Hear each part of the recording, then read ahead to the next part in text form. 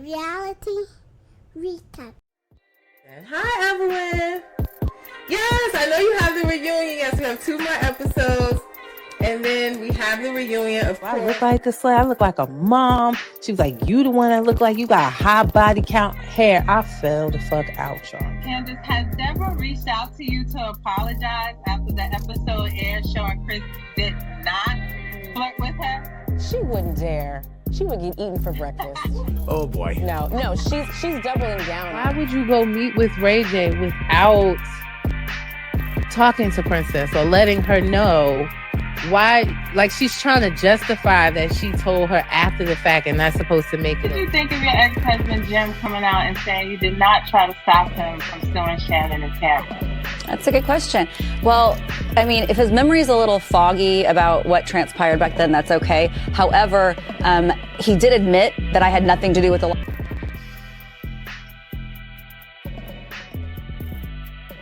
Reality recap. Reality recap.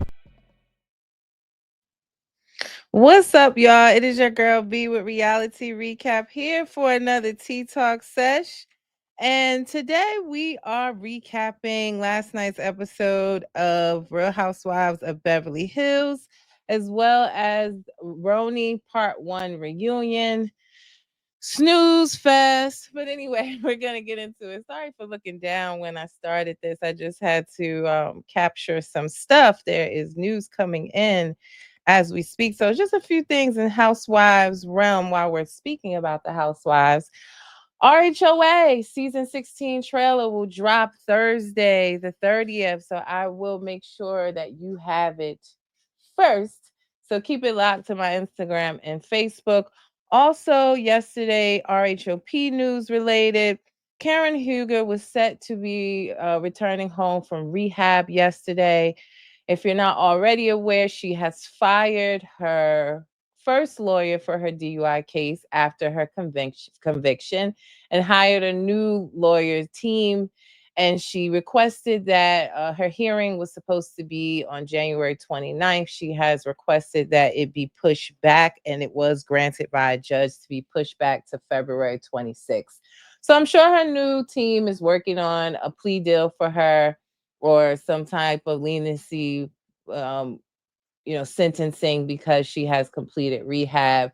So we'll see more to come on that. I will keep you updated when she does have her sentencing on 2/26. But we're glad the Grand Dame has completed her rehab and returning back home. Also, Real Housewives of Potomac, we know the season finale is Sunday, and the first part of the reunion will air. We're going to skip a week because of the Super Bowl, and it will air starting February 16th. So the reunion looks just dropped.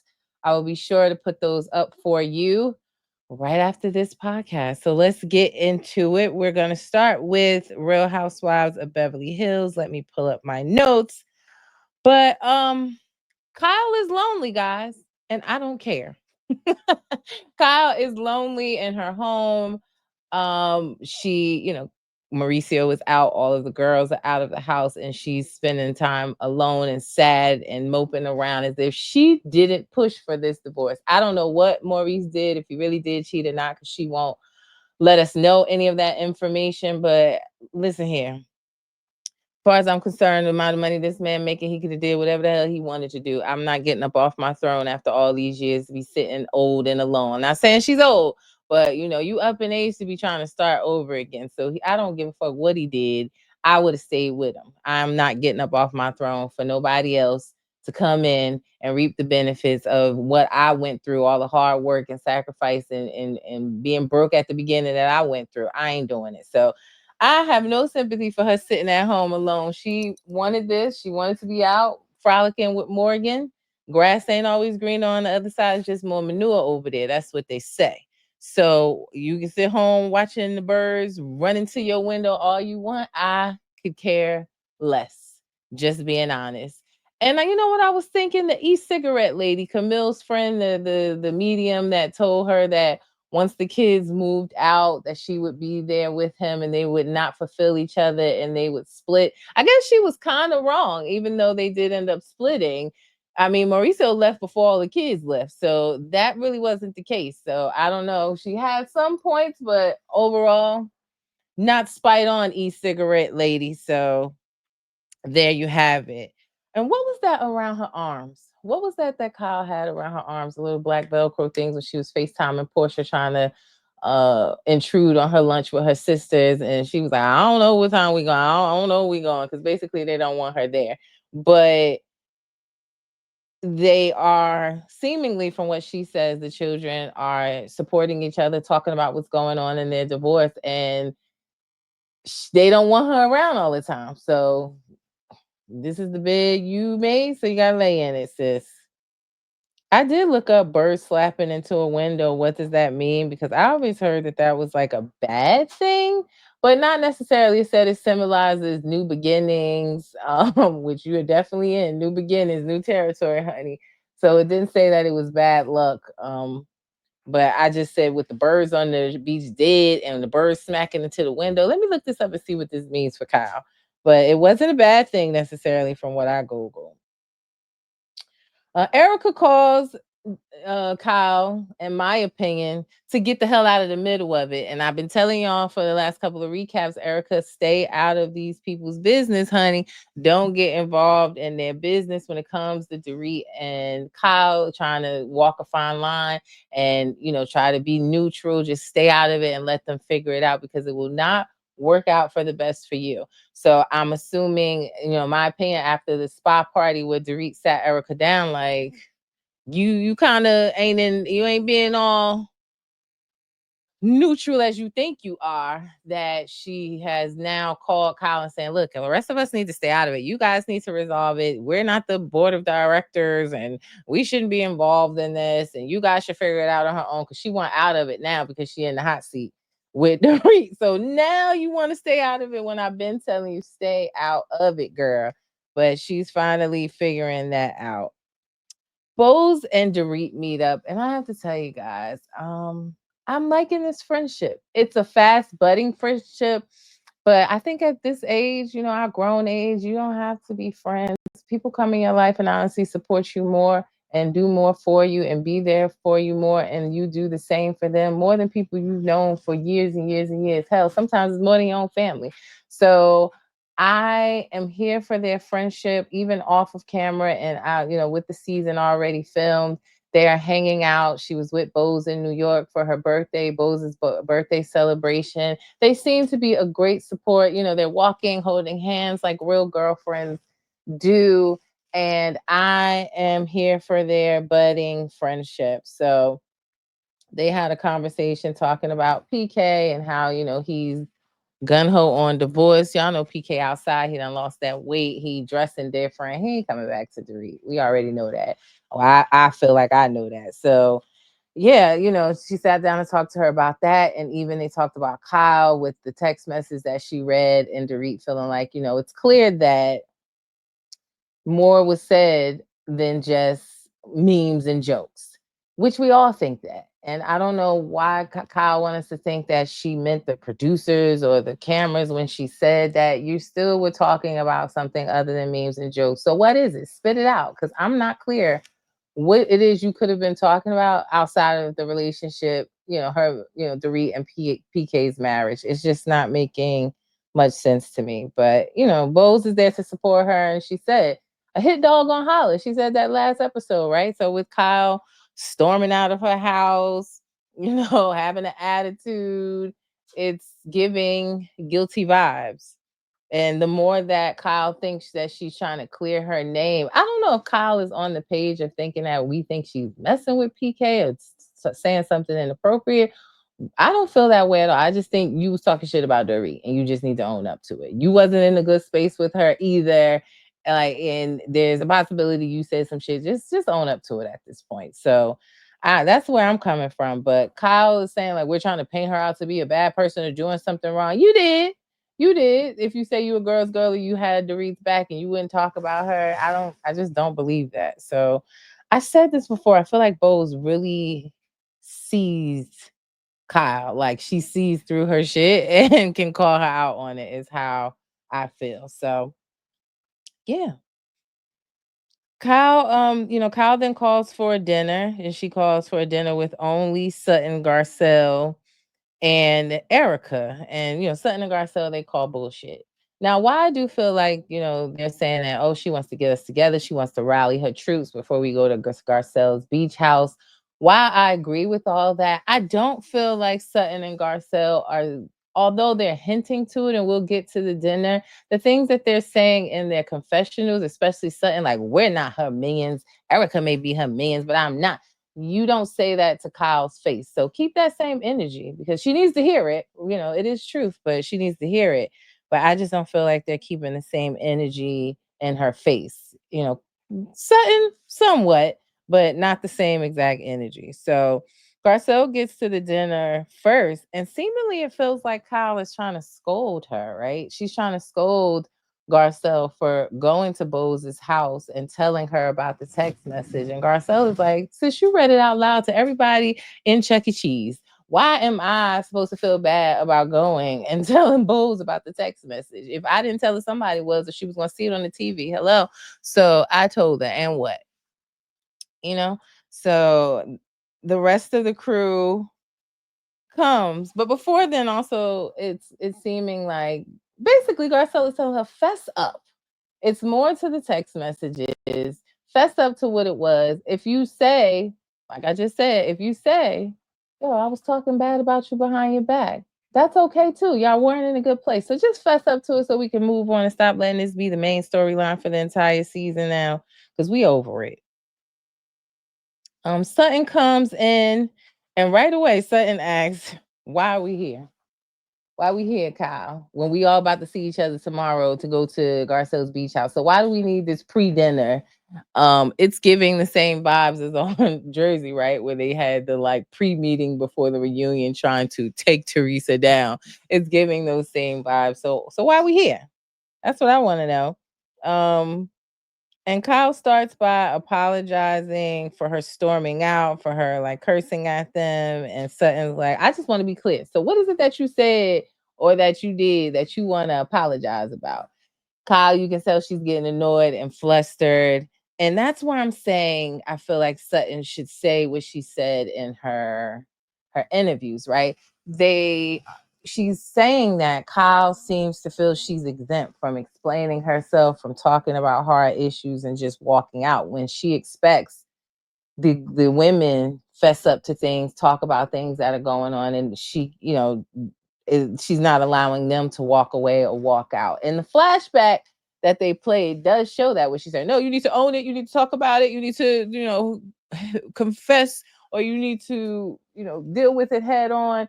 So right, they're just asking the same from her. Head on, tell us what the hell is going on with Morgan.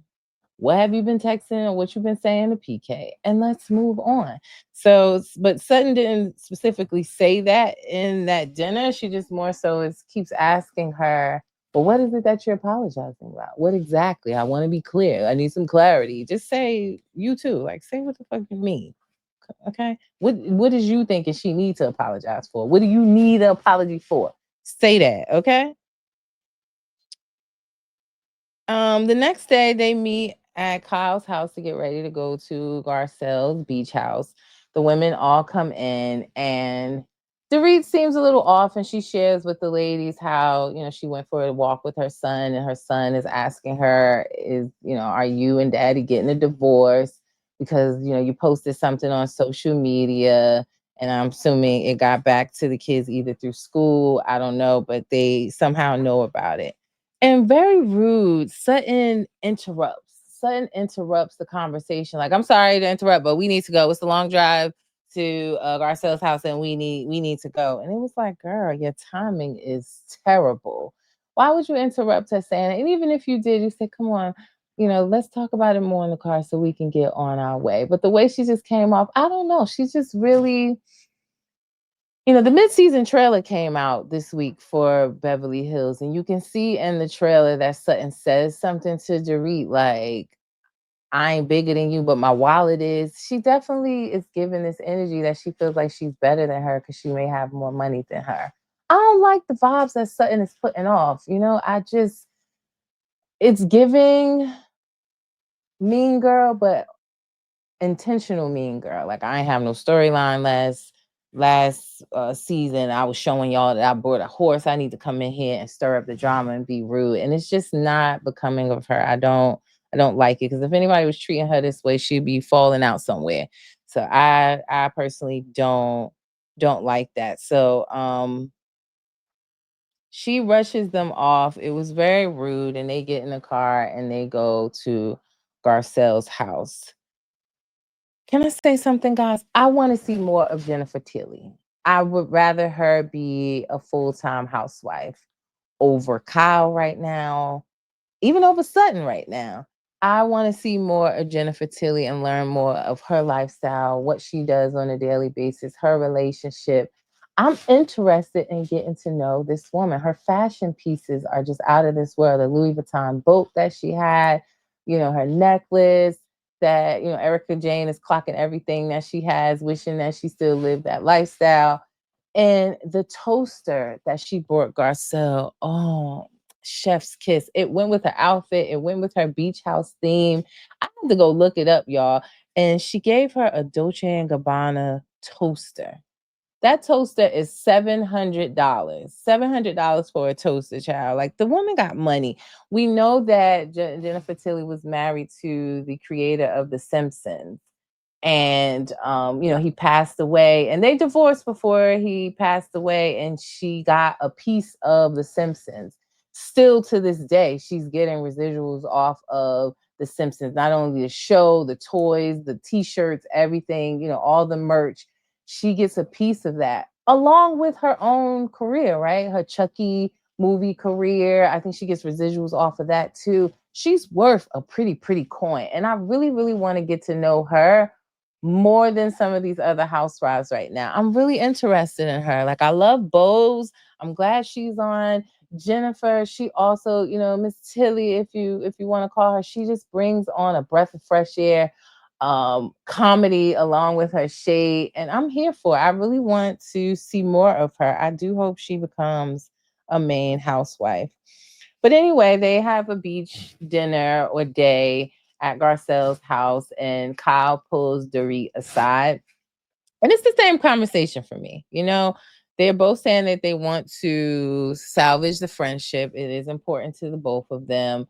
Kyle continues to say that she doesn't talk bad about Dorit. She wouldn't say anything about Dorit, when Dorit is really looking for her to, again, fess up to what you've been saying to PK. It's obvious in your text message there's something that you said. They kind of, to me, sweep it under the rug. They don't really come to any resolve, but they can get along right now. But do I think that's the end of it? That this isn't going to rear its ugly head again, or it's going to be, more friction in the friendship? I don't necessarily think so. I don't. And at the end, they did these wish lanterns where they were supposed to like wish and throw them off into the air, and the wind was just out of control. They went everywhere. It was disastrous. They were ripping. And then again, the dead birds. So I looked it up to see, what does that mean? But again, it says this doesn't mean bad things. It symbolizes like new beginnings. So, we'll have to wait and see what those new beginnings are. But yeah, those are my thoughts on Real Housewives of Beverly Hills. It was an okay episode. I'll tell you what, I'm getting tired of this storyline though. I want to move on to what else do you have to offer outside of Kyle storming out and crying, and her being sad about Mo, like she didn't basically kick him to the curb, and now she wants to be sad, us to be sad for him. I just think that Kyle is losing her throne as queen of Beverly Hills. She's gonna have to get it together, be transparent, as she's always asked everyone else to do, and also claim that she is. I just feel like she is losing the throne, and there's newbies stepping in that we rather see. So I will see how the rest of the season go. The mid-season trailer, if you haven't seen it, it's on my Instagram and Facebook. It looks like we still have a lot to come, and it's just going to keep getting better and better. So I am here for it. Now, really quickly, we're going to talk about Rhony. Let's talk about part 1 of their reunion. It's only a 2-part reunion, so you already know what that means. It was a corny season. So let's talk about Rhony. Last night we had part 1.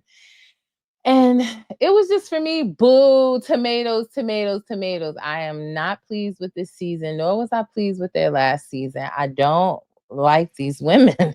I rather the legacy women, not them all. No, Ramona, stay over there.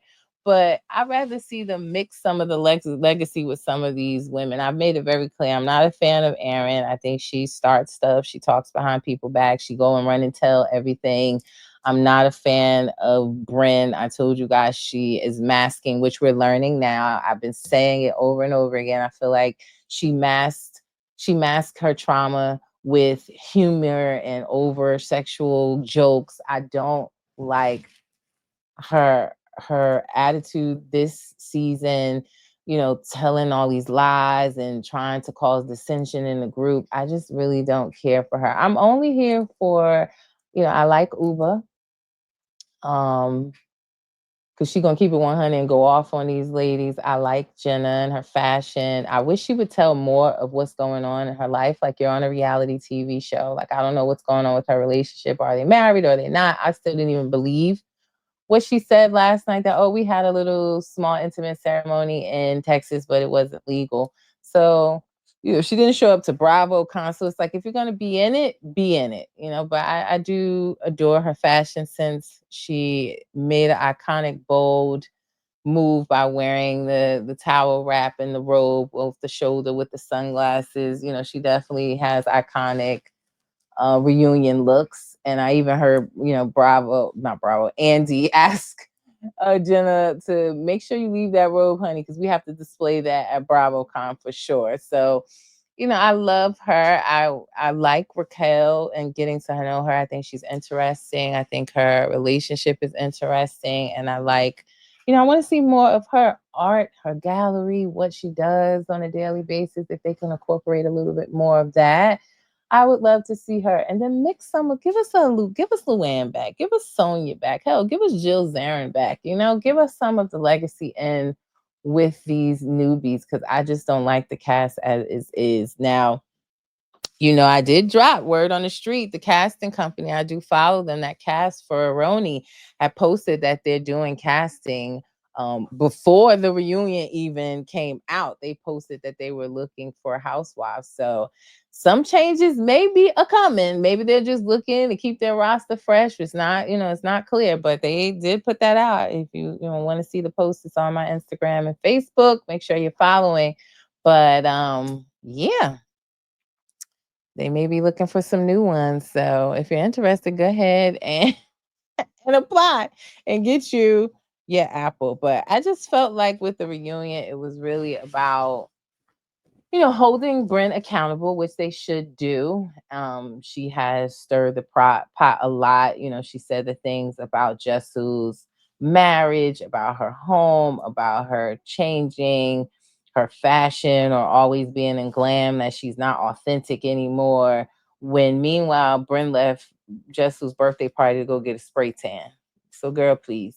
And it's a glow up, right? If she did get some fillers, get a little Botox, if she got veneers on her teeth, she looks good. That's what you're supposed to do when you get on TV. Who doesn't? Everybody gets on TV, get the money, and they, get the partnerships where the spas and stuff is offering treatments for them if they post, and you glow up. That's what you're supposed to do. I mean, Brynn should know that. She's sitting on the couch crying with her face because she could barely cry because all of that Botox. She looks swollen in the face. Like, whatever she did, she wasn't healed yet. So I don't see how she can understand the glow up, because she definitely has done similar to herself. So I don't know. But, they were holding her accountable about the things she said to Jessel. Her telling her telling Jenna that Sai hates her. So they were holding her accountable for things. I just don't like how Sai is sitting there and saying, you brought this on yourself. You did this to yourself. No, you were a mean girl this season too, sis. As well as Erin. That conversation about Jessel involved all three of them. Their hands are not clean. So even with Erin being on social media saying, like, calling Brynn my sister is a stretch, and it seems like they're trying to back away from her now and save themselves. I don't like that. I don't like that. You are just as guilty. Hold yourselves accountable as well.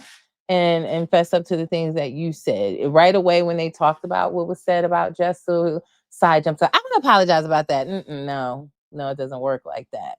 Take accountability as well. So I don't like none of them. Sai, Aaron, Sai is a mean girl, and that's okay. Own it. But don't get on here because of the backlash you received last season and tell us that you're in therapy, you're zen, you're changing, and then you be mean all season. Like, don't do it for the cameras to save face for the public. If you're gonna be a mean girl, stand 10 toes on that and be that. Because she already said on the reunion that she ain't in therapy no more. So again, it was just for the show. If you're gonna be a mean girl, then do that. I don't care. Just stand on it. Um, they did have heavy conversations, about abortion. Everybody sharing their stories. And also Bryn, she shared her story about her assault situation, and she said she knew the person, she knows them, she still sees them. It was somebody that was courting her, but she is reluctant to go to the police. So, those conversations need to be had. I'm hoping that it was healing for her and she can move on to hopefully being a better person. But it's not just that with Brent. I can see a lot more, through her, not having her parents in her life, her upbringing, all of those things she needs to deal with instead of sitting in front of y'all, curling her tongue and giving you all her little sexual jokes. I told you I've been seeing through that. And she shot to popularity in the first season, which I wasn't sold on her or any of the other women in the first season. She shot to popularity and it just seems to have backfired. As quickly as she went up, she's coming back down. The people are not pleased with Brent. So overall, I mean, I'm not really feeling this cast. I don't know how many times I can say that. The part one was okay. We'll see what happens in part two. Uber came out talking about she's in Uber. She's not coming in Uber hot. But man, listen. Listen. I already saw that she's gonna start screaming in part two. So if you're upset about what happened, just own that. I'm tired of it. I want the housewives to just take the word zen out of their vocabulary. There's no zen win. There's no zen Uber. There's no zen any housewives. Like, turn up. That's what we here to see. Turn up. I want to see a good reunion. You only got one more one more part to go. So we'll see what happens there. But yeah, guys, those are my thoughts on the Real Housewives of BH, Beverly Hills, and of Real Housewives of New York.